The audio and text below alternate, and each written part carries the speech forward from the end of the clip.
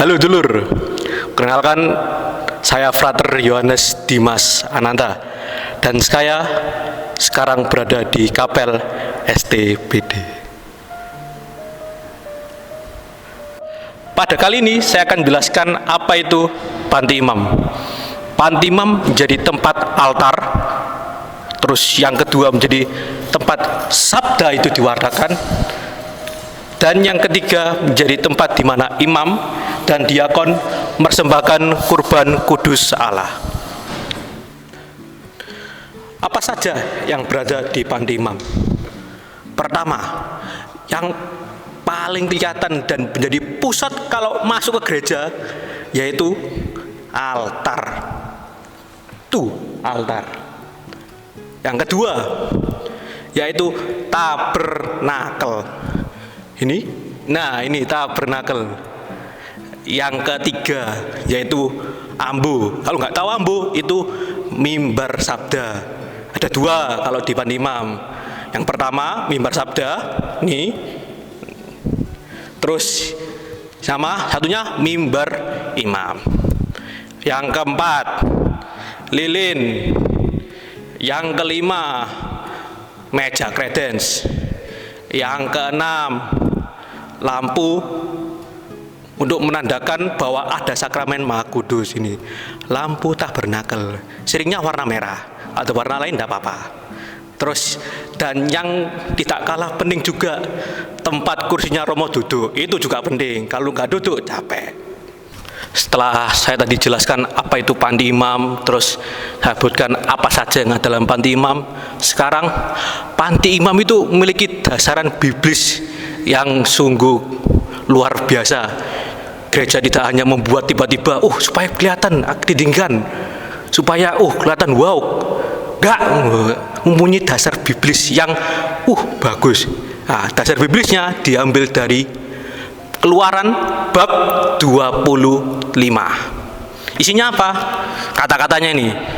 Dan hendaklah mereka membuat bagiku tempat kudus, supaya aku, hanya besar, akan diam di tengah-tengah mereka. Tepat menurut segala sesuatu yang kutunjukkan kepadamu tentang pola kemah suci dan tentang pola segala perabotannya. Demikianlah harus kamu membuatnya. Nah, mari kita pikir-pikir lagi. Ini disuruh bikin apa sih? Nah, konteksnya ini umat Israel ini disuruh buat kemah suci bait Allah yang sementara.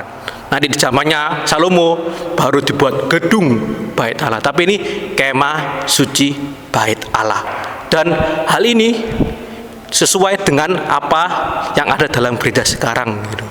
Ini panti imam.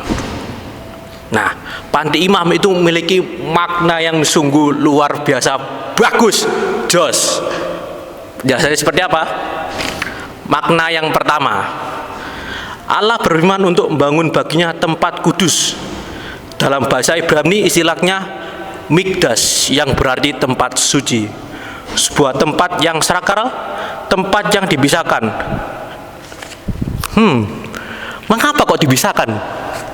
Nah, alasannya karena Allah berdiam di sana.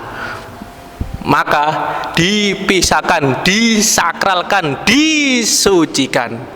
Maka dipisahkan. Lanjut. Itu adalah kediaman Allah di bumi. Itulah yang dimaksud dengan panti imam, atau dalam bahasa Inggrisnya itu cukup bagus, sanctuarium, kemah suci, tempat suci. Itu adalah tempat di mana Allah surga berdiam di bumi. Dan istilah Ibrani mikdas diterjemahkan ke dalam bahasa Latin sebagai sanctuarium. Jadi istilah yang kita gunakan untuk menggambarkan sanctuarium sebenarnya adalah penunjuk bagi kita bahwa ketika kita masuki gedung atau gereja Katolik, kita sedang masuki replika, semacam rekapitulasi dari kemah suci, dari sanctuarium Musa bagi Allah. Itu yang pertama. Yang kedua,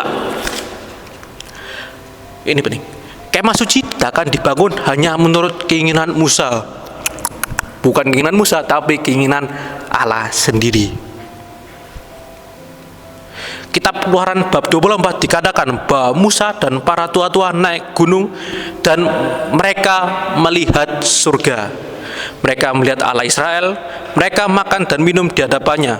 Dan selama mereka di sana, Allah memberi mereka pola suatu visi tempat kudus surgawi, dan pada dasarnya berfirman kepada Musa, "Aku ingin kau menjadikan kemah suci duniawi dan sanktuarium duniawi sebagai model pola surgawi yang engkau lihat." Jadi, arsitektur kemah suci bukanlah sesuatu yang dilakukan Musa berdasarkan preferensinya, bukan. Tapi preferensinya langsung dari pusat, langsung surga preferensinya untuk membuat panti imam. Sekian dari saya Frater Yohanes Dimas Ananta menjelaskan panti imam. Sekian dan terima kasih.